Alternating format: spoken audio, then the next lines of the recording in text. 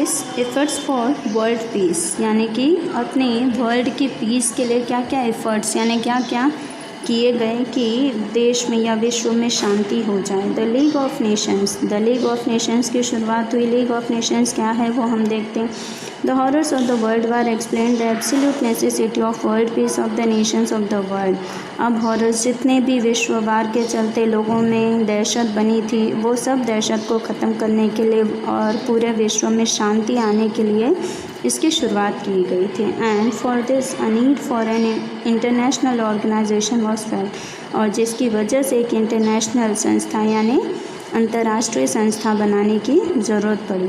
So it became necessary to think actively and immediately about world peace, और इसीलिए ये बहुत ज़्यादा ज़रूरी हो गया कि विश्व शांति का प्रस्ताव बहुत जल्दी से पूरा किया जाए या जल्दी से उसके ऊपर लागू किया जाए। The American president Woodrow Wilson had contributed substantially in the establishment of the league Nations. American president Woodrow Wilson ने इसके लिए सहमति भरी और उन्होंने इसकी स्थापना के लिए लीग ऑफ नेशंस की शुरुआत की।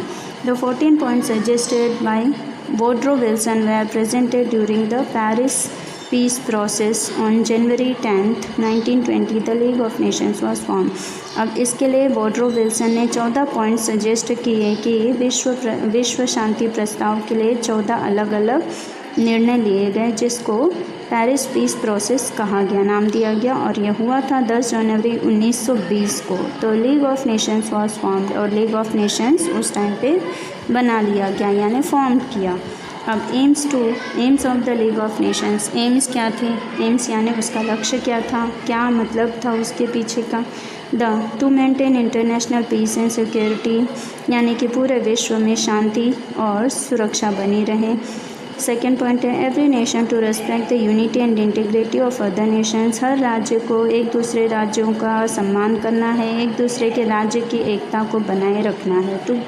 Third point two give up the policy of war, हमेशा वार की पॉलिसी को ख़त्म कर देना है, गिव अप कर देना है, यानी लड़ाई झगड़ा न हो। फोर्थ पॉइंट है टू डेवलप इंटरनेशनल रिलेशंस, कि दूसरे देशों के साथ अपने संबंध अच्छे बनाए रखें या अच्छे बनाने की कोशिश लगी रहे। Number 5 to solve international disputes peacefully through negotiation और मीडिएशन। अब जितने भी डिस्प्यूट, सपोज़ कोई भी भेदभाव या किसी भी तरह का छोटा मोटा डिस्प्यूट हो जाता है तो उसे शांति से बैठकर एक दूसरे की सलाह लेकर और बीच का प्रस्ताव या बीच का कोई सॉल्यूशन निकाला जाए। Number 6, if any nation ignores the League of Nations or its mediations, it would be declared as a rebel nation. अगर कोई भी ऐसा नेशन है जो लीग ऑफ नेशंस या मीडिएशंस को नहीं माने तो उसे रिबल नेशन के नाम पे अलग कर दिया जाए, यानी उसे रिबल नेशन मानकर छोड़ दिया जाएगा।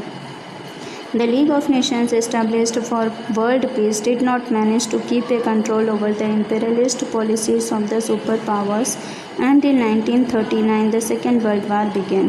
अब लीग ऑफ नेशंस ने जो भी ये स्थापना की थी वर्ल्ड पीस की यानी विश्व शांति की, तो वो किसी भी तरह से मैनेज नहीं हुआ और लोगों का जो कंट्रोल था उसके ऊपर वो सही तरह से नहीं काम आया और लोगों का जो सुपर पावर्स था वो धीरे धीरे ख़त्म होते जा रहा था। और 1939 की बात है कि वापस सेकेंड वर्ल्ड वार की शुरुआत हो गई थी, यानी 1939 में अपना सेकेंड वर्ल्ड वार यानी दूसरा विश्व वार शुरू हुआ था।